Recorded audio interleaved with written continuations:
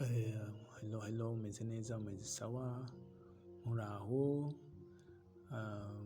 murakaza neza kuri shene yacu, shene ya E-KAZI Space.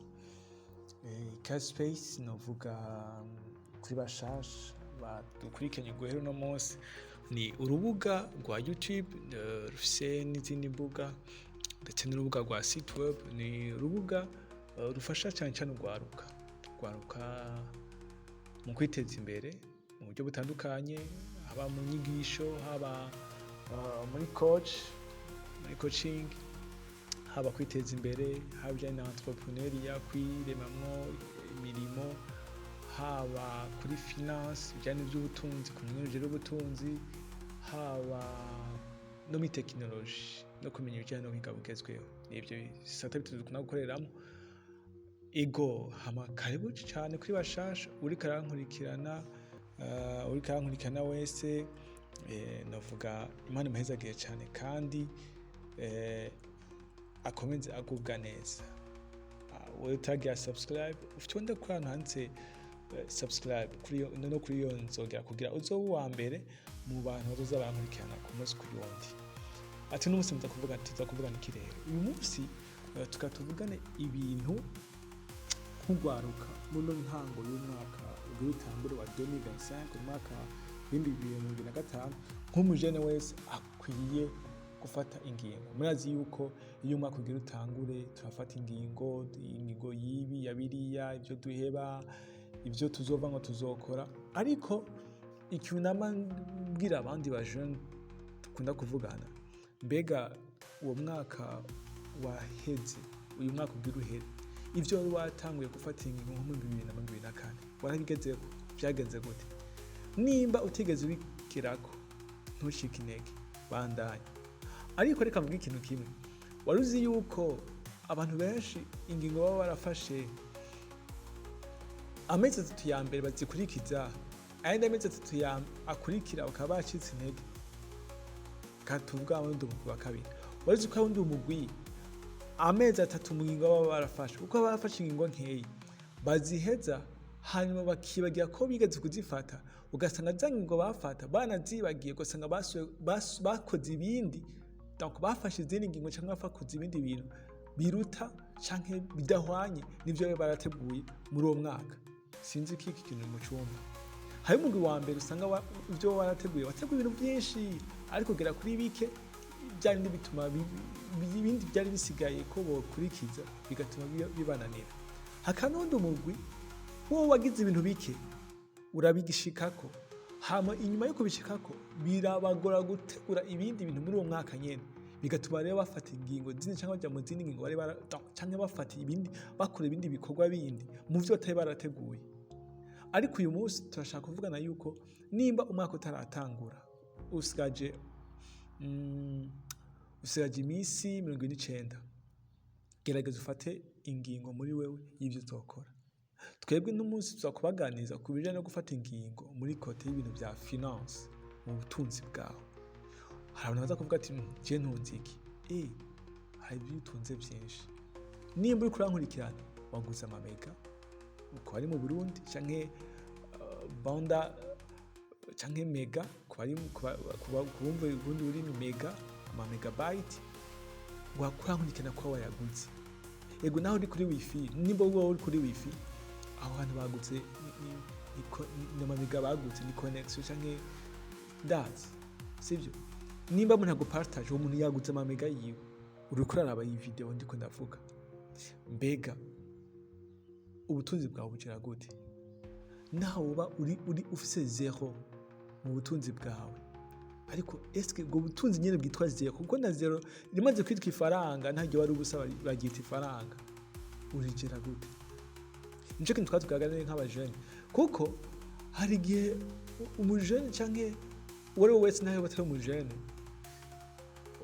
utari umujene arenze imyaka 50, ashobora kuronka ubwo butunzi bwa bikamanira ku bujene. Ariko kuno muntu mwanya twanyumviriza, tukatubwira uburyo ushobora kugera ifaranga ryawe. Iga kugera ifaranga ryawe, gestion de finance. menya kujera finance yawe, menya kujera ubutunzi bwawe. Nahajya amafaranga 100, nahajya amafaranga 1000, menya kujera ubutunzi bwawe. Singa mbe umukontable ngo canke ndazi, ariko uyu munsi cyangwa trésorier, ariko uyu munsi tuvugana ni gute nshobora kujera ubutunzi bwanje. Twagiye ikintu nyamukuru cyambere, banza wiyumvire mbega ubutunzi bwanje nkunda kuronka n'ubwawe. Nk'ugwako dusa n'eshi dushobora kuri ubutunzi, dushobora ubutunzi kubera abavyeyi bacu baduhaye ati akira cyo kunywa ayifana, ndaguhaye 2000, ndaguhaye 1000 bwenge ifana. Dushobora nk'amafaranga kubera abagenzi bacu baturungikiye amafaranga cyangwa baduhaye amafaranga mu buryo bwa transfer, limikage cyangwa mobile money, bijyana mobile money cyangwa ku ma account, ku ma banki. Dushobora kuronka ubutunzi, dushobora kuronka amafaranga kubera twayakoreye. Ngo n'ubundi buryo bwa gatatu, kubera twayakoreye. Rero ubwo buryo bwose niko ndavuga, ukeneye kwiga ati mbiga uburyo bugiye nkunda kuronka amafaranga buva hehe. Nimba urugwaruka, ikintu ngana kubwire, iga kugira icyo twita gestion. Hari ama application menshi no babwira muza kunyandikira, uza kumva keneye izo application aza kunyandikira muri commentaire. Hama application menshi no kuri Play Store ariyo ashobora kugufasha kugira ubutunzi bwawe, kuvuga ati jewe kundosi 500 cyangwa kundosi 200, kundosi 100, iri jana ndayishize muri account yanje, okay, ukavyandika ngyandike ngendarijera, ikazira guha ama message kuvuga ati aha wararengeje, aha warakoze ko, hawagize uko, wabitse uko, byagenze uko, ikakwereka genre historique y'ujya akoresha amafaranga yawe. Mugabe amafaranga ivyo ugindura yakoresha nibyo ushira muri application, hamika kubikira, hama ushaka kurabwa butunzi bwawe, ikakigufasha kukwereka ubutunzi bwawe genda wagira bukoresha. Ariko je kinagira mvuge nikijana kuja ubutunzi bwawe.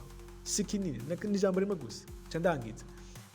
Fata ubutunzi bwawe, amafaranga ukunda kuronka yose, nayo bari ku munsi, nayo bari ku kwezi, nayo bari ayo umuntu yagusororeye, igakubika. Nayo kuvuga ngo 20% cyangwa 10%, igakubika 5%. Saving 5% gusa. Icyo nico devoir ndaguhaye wiyumvire. Muri mwaka wa 2025, fata nibugira agakonte kawe muri mu mabanke cyangwa mu microfinance, usanga bakata makeyi, sibona zivuga izina, hari usanga bakata make iga gusaving. Nimba uyashira kuri mobile money cyangwa design note ihera n'izindi cyangwa za Ecocash Mikash cyangwa kuri za MTN kwa ari mu Rwanda cyangwa za Pesa Flash kwa muri Kenya n'abandi. Fata amafaranga ufise, fata 5% y'amafaranga. Nimba ari 10,000 cyangwa 5,000, menya ko 5% atari gwawe. Yabike ayo 5%. Ayo 5% yabike. Numara kuyabika, uze uyakure muri, cyangwa niba ufise udashobora kuronka ama account ushobora kuyashirako, gira ukoresha agakarton cyangwa ukoreshe akantu kakabaho hamuzura bikamo, uzura nugayo. Nayo bari amafaranga 500 yavuye kuri ya 5% yawe, yabikeyo.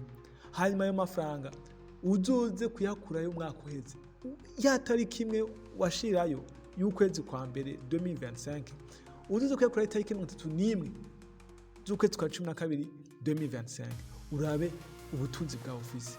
Ivyo ndazi zizogufasha kugira umugambi. Hari tuvuga ngo nta mugambi ufise, mbura amafaranga ngo tubura uburyo. Mugabo rero muri uwo mwaka uburyo bo bakoresheje, uburyo twakoresheje, ugasanga mwe twagufuma dutungwani, twagufuma turonka amafaranga yo korora inkwavu cyangwa korora inkoko cyangwa kugura amagi tukayabundikiriza, hanyuma akavamwo imiswi ikavamwo inkoko ikavamwo inyama n'ibindi. Rero ntiduhangayike twiyumvire ngo nta mafaranga turonka. Ayo nyene make igakubika ibice 5%, 5% gusa. Niyo ndiko nakubwira yuko wobika nk'umuntu yifuza gutera imbere mu mwaka wa 2025. Nayiko uwo wumva bizoshobokera akagira yandi menshi, akabika yandi menshi, ni bon, nta kibazo. Ariko wowe wumva vyogona akavuga ati no, jewe amafaranga ndakeneye, fata deep 5%, ibice 5%. Iyi hangiro uyigerageze mu mwaka wa 2025, ibice 5%. Ayo ihangiro twebwe abajene twiha yo kuza turabika mu dukesi, ku makonti, canke muri za mobile money zacu, hama tuze tuzurabe umwaka 30 z'uyu mwaka ugiruze wa 2025 30 zo kwicuna kabiri cyo dufate umwanya twirimbe turabe ayo twabitse angana gute, mbega hasha kuvamo umugambi cyangwa umugambi ashobora kuvamo. Ivyo bintu wabikora ukihiyo devoir no cyane nk'umujene, hari inyungu uzobona, hari bizogufasha bizokufasha gusavinga, bizogufasha igihe kimwe runaka gukora umugambi uzoba warateguye mu gihe uzoba warawuri uburyo. 3 bizogufasha ko niyumvisha wari ukeneye gukora ukagikora mu gihe utarindiriye ideni baguha runaka. 4 bizonagufasha kongereza mu gihe hari ubundi butunzi wari usanzwe ufise, kongeza bumwe wari warabitse kugira ngo bugufashe gukora cya kintu wari ukeneye. Nimutinye gutegura iyi projet, naga projet gasanzwe 5%. Nk'umujene ngo muryamye wibuka ko uyu mwaka 2025 uzobika 5% gusa, hama urabe ibizokurikira. Nibaza ko ari devoir yoroshe cyane. Guhera itariki imwe kwezi kwa mbere tujye tujyane n'aka kadevoir, hama umwaka ntiwahera tujye twirimbe turabe yuko iyi devoir twagize imeze neza. Ubu wowe biza gukundira ko iyi video ahundi umuntu ayimurungikire kugira iyi devoir tugira dutangure kwiha nawe azayikurikize cyangwa nawe aje mu bandi, hanyuma ubuza gukenera za application aza kunyandika muri commentaire kugira nze kumubwira izo yoshobora gukoresha zoshobora kumufasha. Merci beaucoup, ciao ciao.